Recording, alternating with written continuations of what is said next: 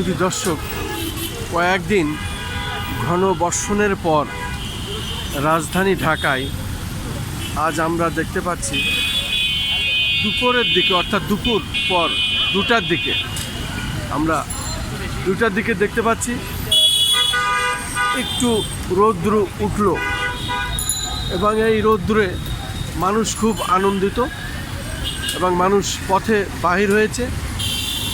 আমরা দেখতে পাচ্ছি বিভিন্ন পেশার মানুষেরাই রাজধানী ঢাকায় এখন বেরিয়ে এসেছেন। বিশেষ করে ঘন বর্ষণ শেষে কয়েকদিন পর রাজধানী ঢাকাকে আমরা এভাবে দেখতে পাচ্ছি। আসলে একটু রৌদ্র আসাতে মানুষের ভিতরে একটা প্রশান্তি। পুরা রাজধানী ঢাকা পানিতে বলা যায় থই থই করছিল এবং সেই পানি থেকে রেহাই পাওয়ার পরিত্রাণ আজকে একটু রৌদ্র উঠাতে। আপনি কোথা থেকে আসলেন? তাই কোন এলাকা থেকে এসেছেন? আমি আসছি নোয়াখালী রামগঞ্জ থেকে। কয়দিন তো বৃষ্টি ছিল, আজকে একটু রৌদ্র উঠলো, কেমন লাগছে? আচ্ছা, তো ভালোই লাগছে।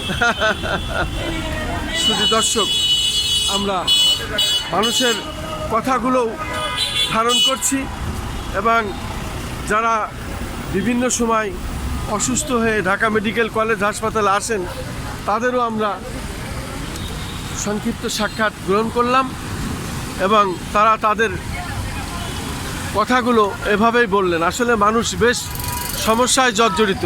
বেশ আজকেই আমরা দেখতে পাচ্ছি একটু রৌদ্র উঠেছে এবং একটু রৌদ্র উঠাতেই মানুষের ভিতরে প্রশান্তি ফিরে এসেছে। আসলে এই রৌদ্র বেশ কয়েকদিন ঘন বর্ষণের পর আজকেই রৌদ্রের মুখ দেখা গেল এবং এই মুহূর্তে আমি দেখতে পাচ্ছি গুড়ি গুড়ি বৃষ্টিও নাই, আকাশ পরিষ্কার এবং এর মধ্যেই মানুষ বেশ হাস্যোজ্জ্বল। তারা তাদের কাজে বাইর হয়েছেন এবং মানুষ বেশ প্রশান্তি উপলব্ধি করছেন।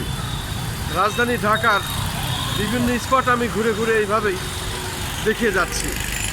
বিশেষ করে সকালের দিকেও প্রচণ্ড বৃষ্টি ছিল, সারা রাতই বৃষ্টি ঝরেছে। কয়েকদিন ধরেই এইভাবে বৃষ্টি আর বৃষ্টি, কয়েক সপ্তাহের বৃষ্টিতে রাজধানী ঢাকা পানিতে একেবারে সয়লাভ হয়ে গিয়েছিল। সবেমাত্র আজকে দুপুর 2টোর পরে আমরা দেখতে পাচ্ছি রৌদ্র।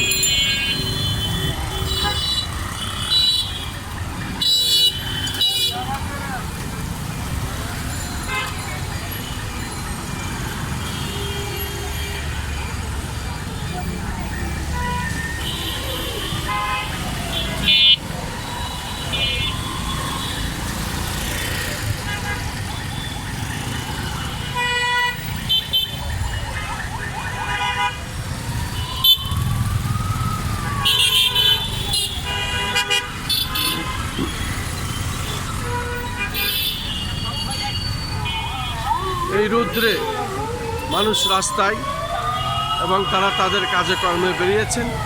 আমরা দেখতে পাচ্ছি প্রচণ্ড বৃষ্টির পরে বেশ কয়েকদিন রাস্তায় এইভাবে পানি জমে যায় এবং এই পানির মধ্যে আমরা দেখতে পাচ্ছি কিভাবে গাড়িগুলো আসছে। এখনও রাস্তার 2 ধারে এইভাবেই পানি।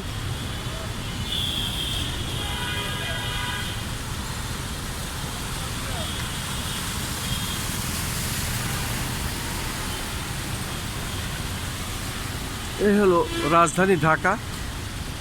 আমি এখন রাজধানী ঢাকা ঠিক একেবারে বিশ্ববিদ্যালয়ের সামনের যে রাস্তা সেটি আমি দেখালাম, সেটি আমি ধারণ করলাম।